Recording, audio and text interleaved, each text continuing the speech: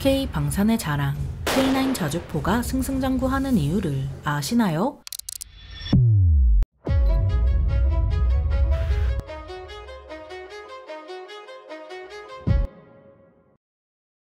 안녕하세요. 지식스토리입니다. 이번에는 전세계 자주포 시장의 52%를 차지한 K9 자주포가 왜 잘 팔리는지 알아볼 텐데요. K9이 탄생하게 된 배경에는 반세기 넘게 대립 중인 북한이 있습니다. 북한은 가까운 중국과 소련으로부터 많은 무기를 들여왔는데 특히 포병 무기를 아주 많이 들여왔습니다. 북한의 장사정포 수백 문은 우리나라 수도권을 겨냥하고 언제든지 쏠 수 있도록 해놓았는데요. 정은이가 밥 먹다 체해서 실수로 공격 버튼이라도 누르면 장사정포 수백 문이 불을 뿜고 수천 발의 포탄과 로켓이 수도권에 떨어지죠. 이처럼 아파서 뒤뚱거리는 정은이 한 명으로 우리나라의 안보가 위협받고 있으니 우리 군은 더 강한 화력을 원했습니다. 그래서 1980년대 초 KH-178과 KH-179 견인포 개발에 성공하자 국산 자주포를 개발하기 위해 연구가 시작됐습니다. 1989년부터 3년간 개념 연구 과정을 거쳐 1992년에 탐색 개발이 이루어지면서 국산 자주포 개발은 본궤도에 올랐는데요. 1992년부터 1998년까지 체계 개발을 진행하는 동안 크고 작은 어려움이 있었지만 국내 연구진들의 피땀으로 하나둘 해결했죠. 그 결과 1998년 10월 국산 자주포 K9은 합동참모본부의 전투 사용과 판정을 받았고 1999년부터 우리 군에 배치되었습니다. K9은 사거리 40km급으로 높은 명중도와 빠른 발사속도, 뛰어난 기동성과 생존 가능성, 향상된 포탄 효력, 자동화된 사격 통제 등 개발 목표를 모두 달성했습니다. 연평도 포격전에서 우리 해병대가 K9으로 20-30km 거리에서 반격해 북한의 포격을 무력화했듯이 실전으로 입증된 성능을 자랑하는데요. 이런 K9은 K10 탄약 보급 장갑차와 함께 사용하면 전투 속에서도 연속 사격이 가능하죠. 이런 K9의 대당 가격은 70에서 80억 원으로 독일에서 비슷한 성능을 자랑하는 PGH-2000은 이보다 2배 비싸고 주문해도 제작하고 인도받기까지 훨씬 오래 걸립니다. K9은 우리 군도 도입한 지 얼마 안 된 2001년 튀르키예에 관련 기술과 장비를 수출했고 2014년 폴란드가 K9을 구성하는 차량만 120대를 수입하면서 본궤도에 올랐습니다. 이후 13년 동안 수출이 없었는데 그 이유는 냉전이 끝나고 전 세계적으로 군축이 이어졌기 때문인데요. 군축이 얼마나 과격했는지 한때 유럽을 제패했던 독일이 장갑차에 검게 칠한 빗자루를 달고 총까지 빌려 나토 훈련에 참여할 정도로 무기를 줄여버렸죠. 이러니 미국으로서는 유럽이 안보에 무임승차하는 것 같아 대놓고 방위비 내라고 압박하기도 했습니다. 실제로 이라크 전쟁이 끝나고 세계적으로 막 크다 할 전쟁이 없어서 전 세계적인 군축은 계속됐습니다. 하지만 2022년 러시아가 우크라이나를 침공하면서 전 세계가 요동쳤고 특히 유럽에 위기가 찾아왔는데요. 러시아가 마음만 먹으면 나토 회원국을 공격할 수 있는데 그렇게 되면 나토는 조약에 따라 참전하고 유럽은 전쟁터가 되는 것이죠. 하지만 독일같이 몇몇 나라는 군축을 대책 없이 해버린 탓에 당장 싸울 병력도 무기도 턱없이 부족했습니다. 심지어 그 와중에 우크라이나에 무기를 보내주면서 그동안 외면해오던 문제가 터졌습니다. 바로 155mm 포탄이 부족해진 것인데요. 우크라이나 전쟁에서 대전차 미사일, 드론 등이 주목받아서 그렇지 실제로 더 주목해야 할 것은 바로 포병 사격이죠. 포병 사격에 의한 사상자가 80% 이상으로 첨단 기술이 물밀듯 들어와도 포병 사격 이후 보병이 깃발을 꽂는다는 1차 대전식 전법에서 벗어날 수는 없었습니다. 그래서 우크라이나는 서방에 다른 것은 몰라도 155mm 포탄을 있는 대로 보내달라고 외쳤습니다. 하지만 유럽은 물론 미국마저 155mm 포탄 생산량이 턱없이 부족했고 심지어 미국은 군함을 건조하지도 못하는 앞날이 깜깜한 상황이었는데요. 이런 상황에서 다크호스가 등장하니 바로 우리나라와 북한이었죠. 냉전이 끝나고 강릉 무장공비 침투 사건이나 연평도 포격전 등 한반도의 긴장 수위는 정은이가 배고픈 것처럼 해결되지 않았습니다. 그렇다 보니 155mm 포탄은 물론 각종 포탄 생산을 줄이지 않았고 그 결과 러시아는 북한으로부터, 우크라이나는 미국을 통해 우리나라로부터 전쟁 수행에 필요한 포탄을 받았습니다. 이렇듯 포병은 여전히 아주 중요한 전력이고 국제정세가 이렇게 격화되기 전부터 그 중요성을 알고 있던 몇몇 나라는 2017년부터 K9을 K9을 도입하기로 정했는데요. 인도에서 100문, 핀란드가 48문, 노르웨이가 24문을 주문했죠.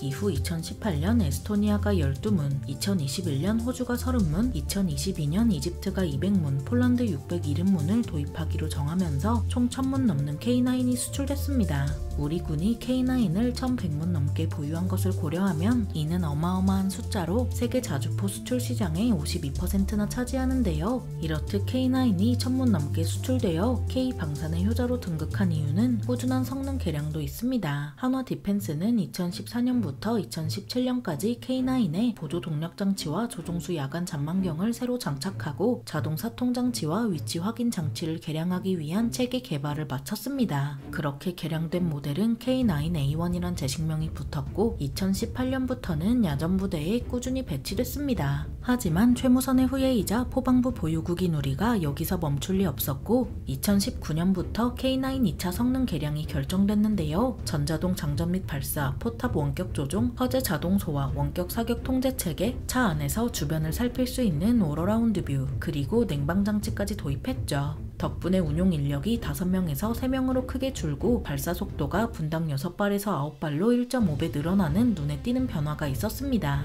이런 2차 성능 개량 모델에는 K9A2란 이름이 붙여졌고 2027년까지 개발을 마칠 예정입니다. 개발이 끝나면 K9A1을 개량할 예정인데요. 하지만 K9의 개량은 여기서 끝나지 않죠. 2040년대 이후로 K9A3에 이르러서는 무려 유무인 복합 자주포를 목표로 하고 있습니다. 즉 선두 차량에는 차량 조종과 발사를 담당한 인원 2명이 탑승하지만 하나의 포대를 구성하는 나머지 차량에는 차량 조종을 담당할 1명만 탑승하거나 완전 무인으로도 운용할 수 있도록 한다는 겁니다. 거기에 포신도 52 구경장에서 더 길어진 58 구경장을 채택할 예정이고 늘어날 충격과 마찰을 견디기 위해 새로 개발된 포신을 사용할 계획인데요. 그렇게 되면 사거리는 기존 40km에서 70km 이상으로 늘어나고 발사 속도는 분당 10발 이상으로 향상되죠. 또 다양한 환경에서 운용하기 위한 개량의 하나로 차륜형 K9을 공개하기도 했습니다. 차륜형 K9은 K9A2 포탑을 개량해 8륜 트럭에 올린 형태로 도입을 희망하는 다른 나라가 요구하면 규격을 준수하는 다른 트럭에도 통합할 수 있습니다. 차륜형 자주포는 도로에서 빠르게 이동할 수 있어서 장거리 이동이 가능하다는 장점이 있기에 우리나라처럼 산세가 험하지 않으면 차륜형 자주포를 도입하는 것도 좋은 선택인데요. 한편으로 그런데도 궤도형 자주포를 포기하지 못하는 이유는 적이 공격할 때 비교적 강한 장갑으로 보호받을 수 있기 때문이죠. 이렇듯 차륜형 자주포와 궤도형 자주포 모두 환경에 따라 장단점이 있는데 우리나라는 바로 이 부분을 꿰뚫어보고 차륜형 K9도 선보이는 겁니다. 차륜형 K9의 가격만 적절하다면 앞으로 방어력이 부족한 풍익을 대체하는 것도 나쁘지 않을 수 있습니다. 우리 군에 850문 있는 풍익을 차라리 다른 나라에 팔고 차륜형 K9을 도입한다면 K9이 850문 늘어나는 마법이 일어날 수 있는데요. 심지어 차륜형 K9은 포탑이 K9A2의 것이라 완전 무인으로도 운용할 수 있으니 병력 감소에 대응하기도 좋죠. 단순 계산으로 기존의 K9이 5명이 필요하다고 하면 적어도 5,500명의 병력이 필요하지만 K9A2로 전량 교체하면 3,300명 미만으로 줄어듭니다. 견인포는 운용 인원이 9명, 풍익은 운용 인원이 5명으로 병력이 더 줄어들 것이 분명한 만큼 K9A2를 슬기롭게 도입하는 우리 군이 되면 좋을 것 같습니다. 이런 K9은 2024년에 루마니아와 1조 4천억 원 규모의 도입 계약을 맺은 것을 넘어 미국 시장도 노리고 있는데요. 현재 미국의 주력 자주포인 M109A7은 K9과 같은 155mm 구경이지만 포탑 자동화는커녕 39 구경장의 사거리는 30km 정도죠. 우크라이나 전쟁에 지원한 M109 가운데 70여 대가 파괴되거나 손상을 입었고 미국은 이러한 열세를 뒤엎으려고 사거리 연장형 곡사포 사업을 진행했습니다. 하지만 이 사업은 포신 내부의 과도한 마찰 등의 이유로 중단됐고 자주포 현대화 사업으로 명칭이 바뀌었습니다. 이 사업에서 한화 디펜스 USA를 포함한 5개 업체와 성능 개량 시범 사업 계약을 체결했는데요. 우리나라는 여기서 K9A2를 제안했고 차륜형 K9도 선보여서 미국의 관심을 끌었죠. 만약 미국마저 K9을 도입하면 그야말로 1타 자주포라는 국뽕을 한 사발 들이킬 수 있겠습니다. 왜 전 세계에서 K9 자주포를 그렇게 외쳐대는지 알아봤는데요.